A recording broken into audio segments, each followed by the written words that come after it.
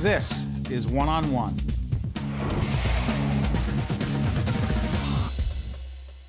Hi, I'm Steve Adubato. We are coming to you, as you can tell from our open, from the Tisch WNET studios here at Lincoln Center. I am thrilled to introduce our guest, Dr. Anne-Imelda Radice, who is Executive Director of the American Folk Art Museum. How you doing?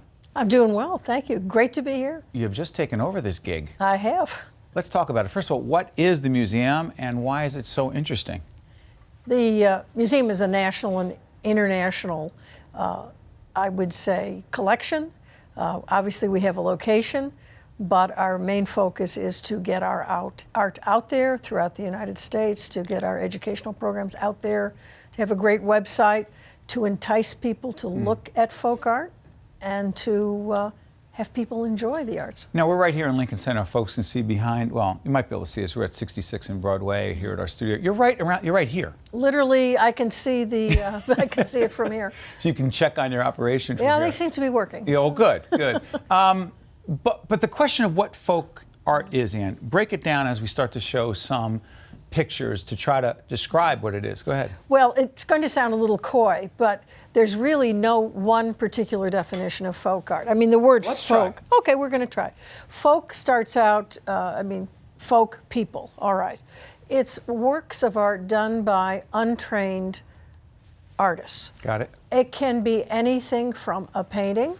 That's folk art. Yes, that's folk art. That is a contemporary piece, and it's made of tree trunk and all kinds of unimaginable materials mixed together.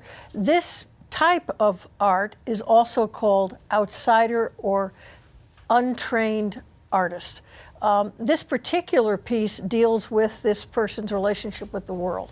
Here's a cat. That's folk art. Now, that's the thing most people associate as folk art. It's 19th century. It's a plaster cat. It refers to something in daily life. When people came to the U.S., they wanted to bring some of their own traditions. They wanted to have portraits. They wanted to have nice furniture. However, the people available to do some of these things did not come from England, meaning the experts did not come. So you have people interpreting furniture, interpreting portraits in a local way. And they're open, they're pure, they're absolutely, unabashedly emotional. So, but Anne, what is American folk art, and how does it differ from any other kind of folk art? Because folk art does spring from individual cultures, in American folk art, you see themes that are definitely American, whether it's patriotic, a flag, or George Washington is on the screen right now. Uniquely American. Uniquely American. Then there's folk art that might be from Haiti, or folk art that might be from Europe. Some of the 20th century and 21st century pieces from Europe fall into this outsider art category, also called art brut. These pieces here, marvelous. They're from India. They are part of an outdoor garden, and they were gifts from the Children's Museum to the Folk Art Museum. You know, devil's advocate question. I'm one of those people who will go into a museum of art. I happen to come from the hometown. My hometown is Montclair. We have a wonderful art museum. Yes, you do, actually. And sometimes I'll go in and I'll look, and I love what we do there, but then I'll say, I don't get it. Nothing against the museum. No. Sometimes I get confused. Question, is folk art for everyone, and is it something you have to be taught about? Well, A, it's for everyone. B, you don't have to be taught a single thing about it. It is a personal, when you go to a museum or if you see folk art, it's about your own personal relationship with it.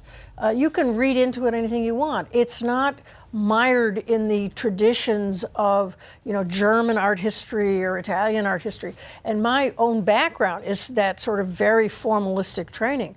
I just fell in love with folk art because it has sometimes a charm, sometimes it jars you, sometimes it tells a story, sometimes it's just fun, sometimes it's strange. It's called humanity. I mean, it's all about life. And you know what's so interesting? It's not like you come from a traditional art background. Your background, and by the way, as we do this program in late 2012, Anna's been the head of the museum for what, 5 weeks? That's right. Okay.